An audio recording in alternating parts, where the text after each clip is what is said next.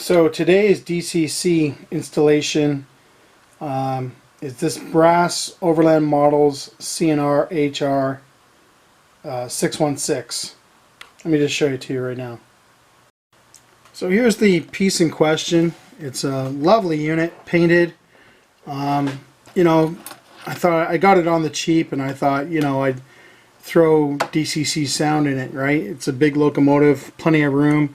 Not going to be a problem, right? Wrong. Okay, the big issue with this are these clips right here. Because of these clips, you are severely limited in the room you have to put in a decoder. And if you look at the decoder, I'm using a Locksound 5 decoder. Here's the decoder here.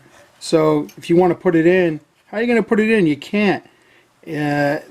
These two clips are in the way, preventing you from mounting the decoder onto the chassis.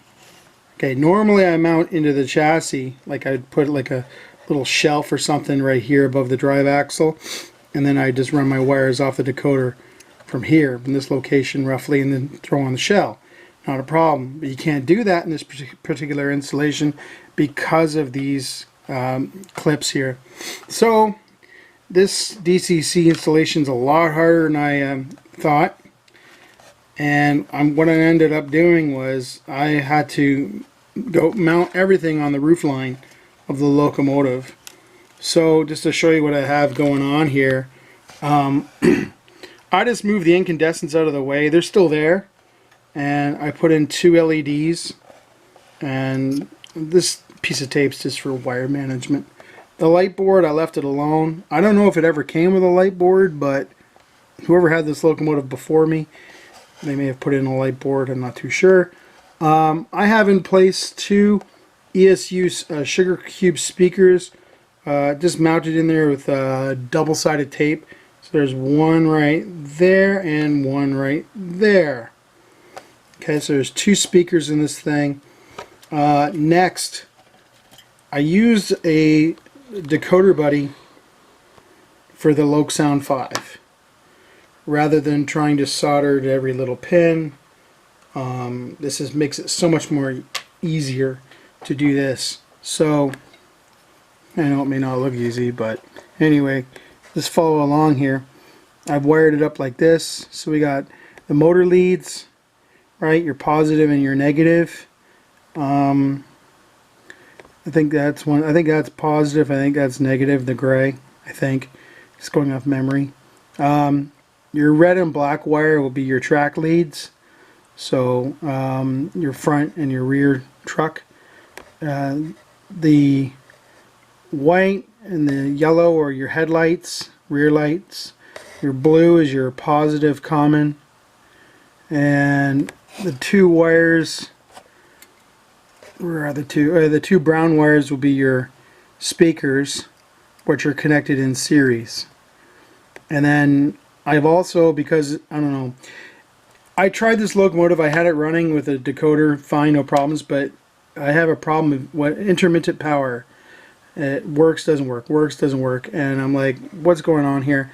It could be a loose connection somewhere. It could be the fact that this is brass, it's finicky. It could be dirty track, I don't know, and I'm like, you know what? Don't cheap out now. And I went ahead and bought this current keeper power pack, and so I just wired that in just now. So you got your black to the ground, the red to the U positive here, and the white to the A10 as per the instructions on the Decoder Buddy website. So I just got to put on the decoder like bloop, and then a lot of wire management, assembly, and then we can get her going again. Alright, so that's where I'm at with this project. Let's plug away at this and see what it looks like when it's done. So it's pretty much done. Now I just got some final programming to do, but this was a challenging build simply because of this see-through fan detail here, this area in here. I didn't want to mount the decoder in there because then it defeats the purpose of the see-through grill. So you can see maybe a few wires there, that's fine, but no big clunky decoders there. no speaker, no current keeper, none of that stuff. So I needed to keep this space here open as much as possible. So really, truly, honestly, with this installation, you have probably from here to about here to do your decoder and understand your motors in there as well. So it's, even though it's a big locomotive, you have very little space to do this installation. So last thing I did here was build up some headlight lenses, and these are LEDs, so I'll just turn them on for you. They're really bright. So I put in the lenses. I made the lenses actually, and I'm using a product called Bondic to do that. It's like a plastic. So how it works is you just take the applicator, squeeze however much you want in there, and then hit it with the wand, which is a UV light, and it's pretty much then, you know, solid hard in 3 seconds. So just build up other layers on top of layers, and you can sort of make that headlight lens, right? That sort of curvature. It's not perfect. It's just good enough. I'm happy with it. Yeah, really, you know, fun kind of build. I'll tell you, just to tell you, I got $200 in an Overland model. Yeah, for me, I thought it was really dirt cheap. Painted model, $200. And then I threw $265.86 worth of electronics in it. So I got the decoder buddy, $22.99 plus tax. There it is there. And got that at George's Trains. Now the Loc Sound 5 decoder I had a while in stock. I just bought it just to have it, right? And I thought I'd use it down the road. So I did. It came with a sugar cube at that price, and I had to program it myself. Total there was $169.03 for that. I'm sure prices have gone up. Anyways, got that piece, and I just got the current keeper the other day, and there it is there, ESU Power Pack Mini, $57.75 plus your tax and shipping, $70.85. So all said and done, what do I got? $465. Brass DCC sound. Honestly, you ain't gonna touch that price for brass DCC sound, especially painted and this particular model. For me, it was worth throwing in the electronics. I could get this even at I could sell this at $465 with no electronics.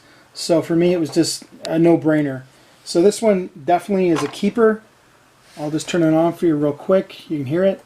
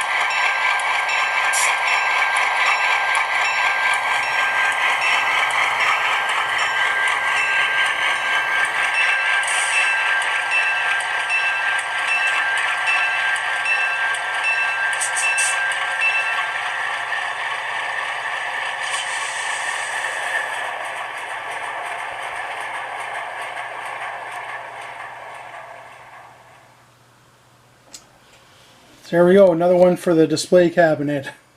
Alright, that's all. We'll talk to you later. Bye. Lunatic!